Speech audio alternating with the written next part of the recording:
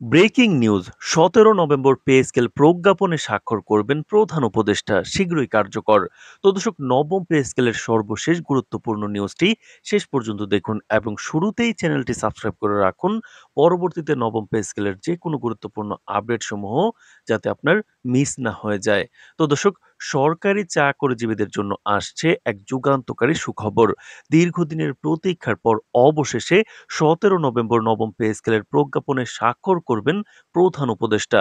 সরকারি প্রশাসন ও পে কমিশনের উচ্চ পর্যায়ের বৈঠকগুলোতে বিস্তারিত আলোচনার পর এই সিদ্ধান্ত নেওয়া হয়েছে। জানা গেছে, প্রস্তাবনা চূড়ান্ত পর্যায়ে পৌঁছেছে অর্থ মন্ত্রণালয়ের সংশ্লিষ্ট দপ্তরগুলোতে, যেখানে পে কমিশনের সুপারিশ অনুযায়ী সরকারি কর্মকর্তাদের বেতন, ভাতা ও অন্যান্য সুবিধার পুনর্নির্ধারণ করা হবে।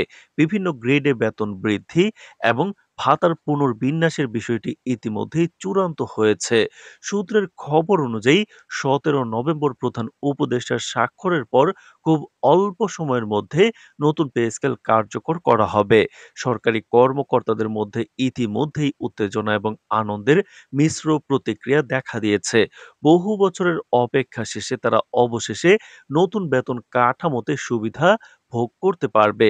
খবর পাওয়া গেছে, নতুন স্কেলের মাধ্যমে সব গ্রেডে গড়ে ৫০ থেকে ৮০% পর্যন্ত বেতন বৃদ্ধি আসবে।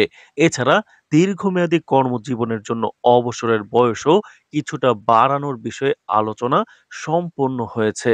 অর্থ মন্ত্রণালয়ের কর্মকর্তা ও বিশ্লেষকরা জানিয়েছেন, এই নতুন পে স্কেল শুধুমাত্র সরকারি কর্মচারীদের অর্থনৈতিক অবস্থার উন্নতি ঘটাবে না, বরং দেশের সামগ্রিক অর্থনীতিতে ইতিবাচক প্রভাব ফেলবে। কর্মচারীদের আয় বৃদ্ধি হলে ভোক্তা ব্যয় বাড়বে, যা বিভিন্ন শিল্প ও ব্যবসায়িক খাতে নতুন উদ্দীপনা সৃষ্টি করবে।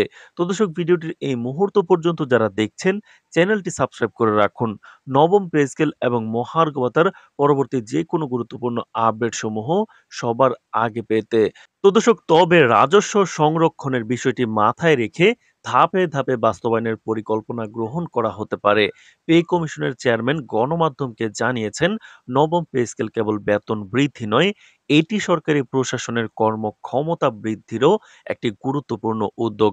আমাদের লক্ষ্য ছিল এমন একটি কাঠামো তৈরি করা যা দীর্ঘমেয়াদে দেশের অর্থনৈতিক ভারসাম্য বজায় রাখবে। সরকারি কর্মচারী সংগঠনগুলো ইতিমধ্যেই ১৭ নভেম্বরকে অপেক্ষার অবসানের দিন হিসেবে ঘোষণা করেছে। তারা আশা প্রকাশ করেছেন, নতুন বেতন কাঠামো কার্যকর হলে সরকারি চাকরিজীবীরা নতুন উদ্যমে তাদের দায়িত্ব পালনে সক্ষম হবেন। অর্থনীতিবিদদের মতে, এই নতুন পে স্কেল কার্যকর হলে সরকারি চাকরিজীবীদের জীবনযাত্রার মান উল্লেখযোগ্যভাবে বৃদ্ধি পাবে। বেতন বৃদ্ধি এবং ভাতার সঙ্গে সঙ্গে অন্যান্য সুযোগ সুবিধাও পুনর্নির্ধারণ করা হয়েছে। এই সিদ্ধান্ত দেশের সরকারি কর্মসংস্থান খাতের জন্য একটি নতুন অধ্যায় সূচনা করবে।